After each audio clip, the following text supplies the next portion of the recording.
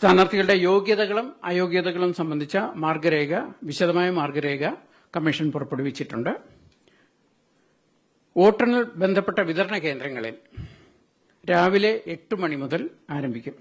ആദ്യം തപാൽ വോട്ടെണ്ണും തുടർന്ന് വോട്ടിംഗ് മെഷീനിലെ വോട്ടുകളാണ്.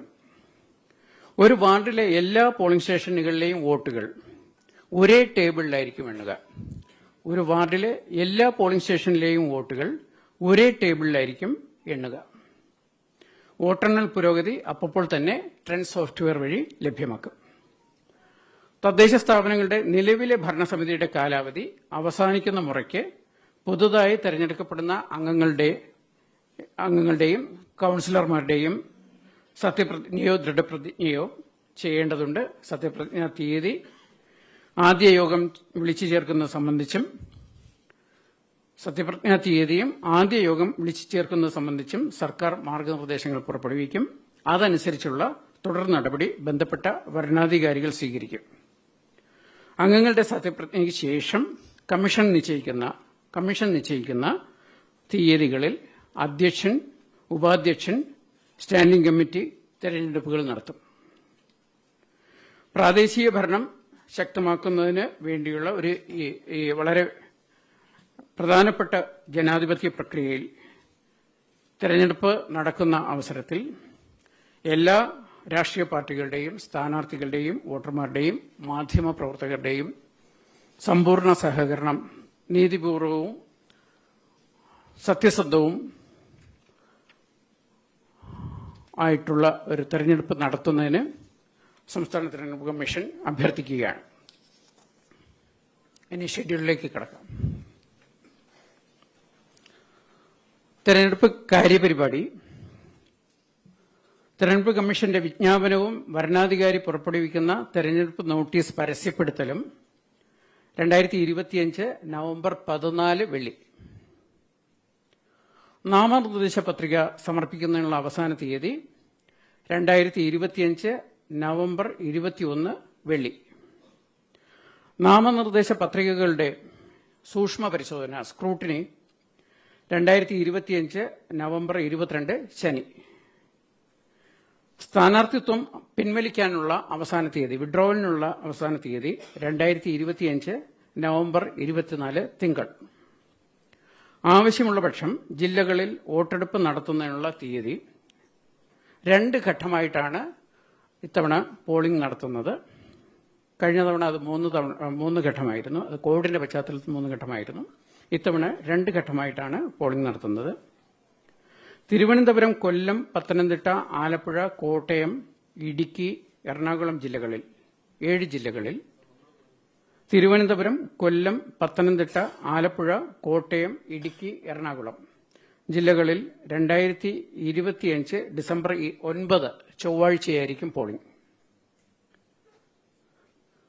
തൃശൂർ, പാലക്കാട്, മലപ്പുറം, കോഴിക്കോട്, വയനാട്, കണ്ണൂർ, കാസർഗോഡ് ജില്ലകളിൽ 7 ജില്ലകളിൽ 2025 ഡിസംബർ 11 വ്യാഴാഴ്ചയായിരിക്കും പോളിംഗ്. ഡിസംബർ 9നും ഡിസംബർ 11നും 2 ഘട്ടമായി രാവിലെ 7 മണി മുതൽ വൈകുന്നേരം 6 മണി വരെയായിരിക്കും polling.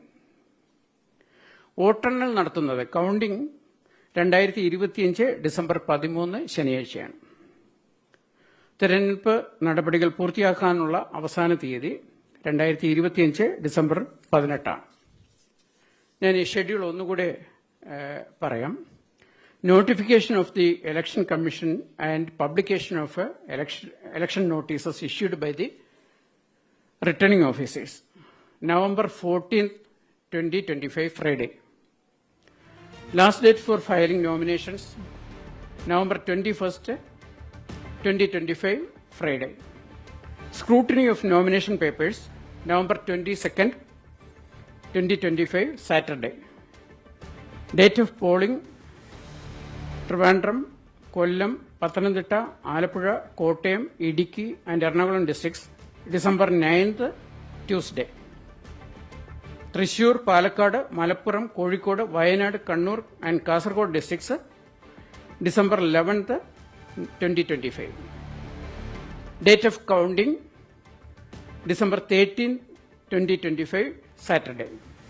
Last date to complete the election process, December 18th, 2025, Thursday. Thank you.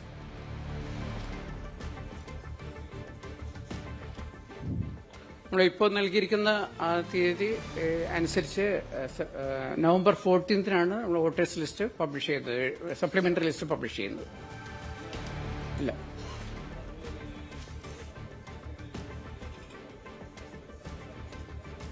നമ്മൾ എല്ലാ കൺസൾട്ടേഷൻ നടത്തിയതിനു ശേഷമാണ് കൺസേൺ ഡിപ്പാർട്ട്മെന്റ്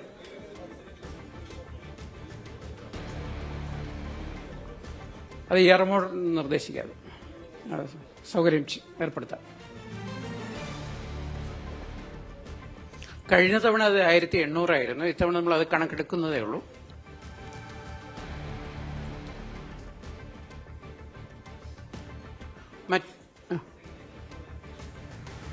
അല്ല, അത് കഴിഞ്ഞു, അവസരം കഴിഞ്ഞു. അതായത് വോട്ടേഴ്സ് ലിസ്റ്റിലെ ലാസ്റ്റ് ഡേ ഓഫ് നോമിനേഷൻ വരെ പേര് ചേർക്കാമെന്നുള്ള വ്യവസ്ഥയുണ്ട്. പക്ഷേ ലാസ്റ്റ് ഡേ ഓഫ് നോമിനേഷനിൽ ഒരാളെ ഒരു ആപ്ലിക്കേഷൻ കൊടുത്തു കഴിഞ്ഞാൽ, അല്ലെങ്കിൽ ഫസ്റ്റ് ഡേ ഓഫ് നോമിനേഷൻ തന്നെ ആപ്ലിക്കേഷൻ കൊടുത്തു കഴിഞ്ഞാൽ 8th ഡേ ആണ് ഹിയറിംഗിന് വരുന്നത്. ഹിയറിംഗ് കഴിഞ്ഞതിന് ശേഷം അത് ഫൈനലൈസ് ചെയ്യുന്നതിനുള്ള സാവകാശം കിട്ടുകയില്ല. അതുകൊണ്ടാണ് ഈ നോമിനേഷനും 10 ദിവസം മുമ്പ് ഈ നടപടികൾ അവസാനിപ്പിക്കുന്നത്. അപേക്ഷ കൊടുക്കുന്നതിന് തടസ്സമില്ല, പക്ഷേ അപേക്ഷ പരിഗണിക്കുന്നതെല്ലാം ഇലക്ഷന് ശേഷമായിരിക്കും. എല്ലാ കാര്യങ്ങൾക്കും. മറ്റ് കാര്യങ്ങളൊന്നും ഇല്ലെങ്കിൽ നമുക്ക് കഴിയും. അതിനാണ് സപ്ലിമെന്ററി ലിസ്റ്റ് പബ്ലിഷ് ചെയ്യുന്നത്. 14 തീയതി മുതൽ കൊടുക്കാം. 14 മുതൽ 21 വരെ.